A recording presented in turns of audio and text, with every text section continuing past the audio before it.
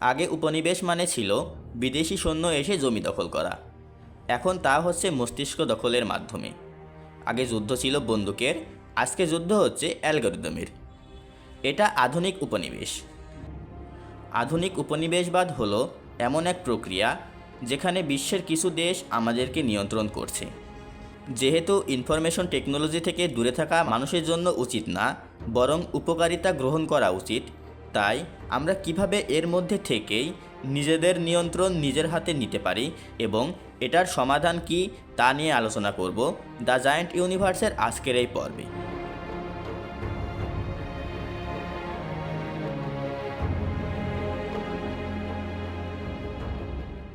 20 শতকের সবচেয়ে মূল্যবান সম্পদ ছিল তেল, আর আজ তেলের সেই জায়গা দখল করেছে তথ্য। বর্তমান সময়ে বিশ্বের অর্থনীতিবিদরা বলেন data is the new oil. আমরা যখন গুগলে কিছু সার্চ করি, ইনস্টাগ্রামে কোনো পোস্টে লাইক দিই, ফেসবুকে কোনো ভিডিও দেখি, তখন আমি মনে করি আমি শুধু ব্যবহার করছি। কিন্তু বাস্তবতা হলো আমার প্রতিটা ভিউ, ক্লিক, স্ক্রল হচ্ছে এক একটি তথ্যের ভান্ডার, যা বিশ্লেষণ করে কোম্পানিগুলো কোটি কোটি ডলার আয় করছে।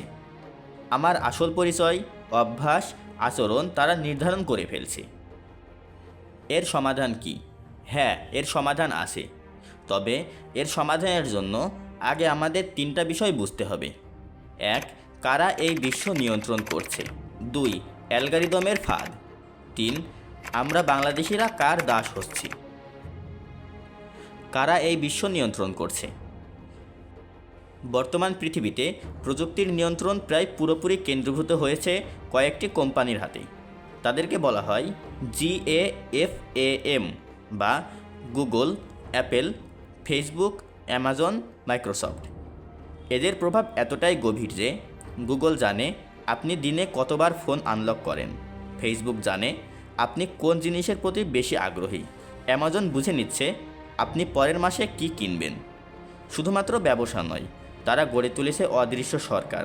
তারা ঠিক করে দিচ্ছে আপনি কোন খবর দেখবেন, কোন বিষয় নিয়ে রাগ করবেন, কোন পণ্য কিনবেন, এমনকি কোন প্রার্থীর পক্ষে ভোট দিবেন। এটা হলো ডিজিটাল শাসন ব্যবস্থা। অ্যালগরিদমের ফাঁদ। সোশ্যাল মিডিয়ার নকশা এমনভাবে তৈরি করা যে তা আপনার মনোযোগকে বন্দী রাখে। আপনি যত বেশি সময় স্ক্রল করবেন, তারা তত বেশি বিজ্ঞাপন দেখাতে পারবে। তাদের লক্ষ্য আপনাকে খুশি করা নয়, বরং আটকে রাখা। তারা জানে কোন বিষয়ে আপনার মস্তিষ্কে ডোপামিন বাড়ায়। এভাবে তারা গড়ে তুলেছে অদৃশ্য কারাগার। সোশ্যাল মিডিয়া আমার আপনার জীবনের জন্য অত্যন্ত গুরুত্বপূর্ণ, কিন্তু সচেতন না হওয়ার ফলে আমরা হয়ে যাই অ্যালগরিদমিক দাস। আমরা বাংলাদেশিরা কার দাস হচ্ছি? বাংলাদেশের প্রায় 7 কোটি ইন্টারনেট ব্যবহারকারীর মধ্যে 4 কোটির বেশি তরুণ নিয়মিত সোশ্যাল মিডিয়া ব্যবহার করে। কিন্তু সমস্যা হচ্ছে বাংলাদেশের তৈরি হওয়া ভিডিও, মিম, রিলস, ছবি, নিউজ সবই থাকে বিদেশি সার্ভারে। মানে আমরা নিজের দেশের তথ্যের মালিক নিজেরা নই। আমাদের তরুণরা প্রতিদিন ঘন্টার পর ঘন্টা পরিশ্রম করে কন্টেন্ট তৈরি করছে, কিন্তু সেই শ্রমের মুনাফা যাচ্ছে মার্কিন যুক্তরাষ্ট্র, চীন ও ইউরোপের টেক জায়ান্টদের পকেটে। ডিজিটাল উপনিবেশ শুধু অর্থনীতি নিয়ন্ত্রণ করে না, এটা নিয়ন্ত্রণ করে চিন্তা, ভাষা ও সংস্কৃতি। আজকের তরুণরা মার্ক জুকারবার্গকে চিনলেও তারা আলবিরুনিকে চেনে না। ফলে আমরা ধীরে ধীরে হারাচ্ছি নিজস্ব বুদ্ধিভিত্তিক সার্বভৌমত্ব। তাহলে এর সমাধান কি? প্রথম পদক্ষেপ হবে নিজস্ব প্রযুক্তি ও প্ল্যাটফর্ম তৈরি করা। বাংলাদেশের অনেক তরুণ এখন স্টার্টআপে কাজ করছে।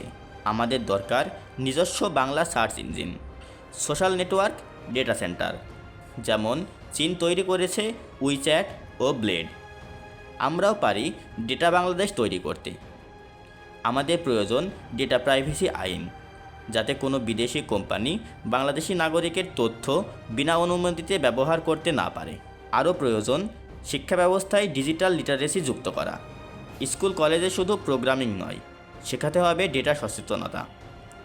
আমাদের বেশি বেশি স্থানীয় কন্টেন্ট প্রমোট করতে হবে। কিন্তু আমাদের দেশ, সরকার, বিশেষ করে তরুণ প্রজন্ম যদি এখনই না বোঝে, তাহলে ভবিষ্যতের ইতিহাস লেখা হবে বিদেশি সার্ভারে। অর্থাৎ সিদ্ধান্ত আমাদের, আমরা হব ডিজিটাল নাগরিক নাকি ডিজিটাল দাস।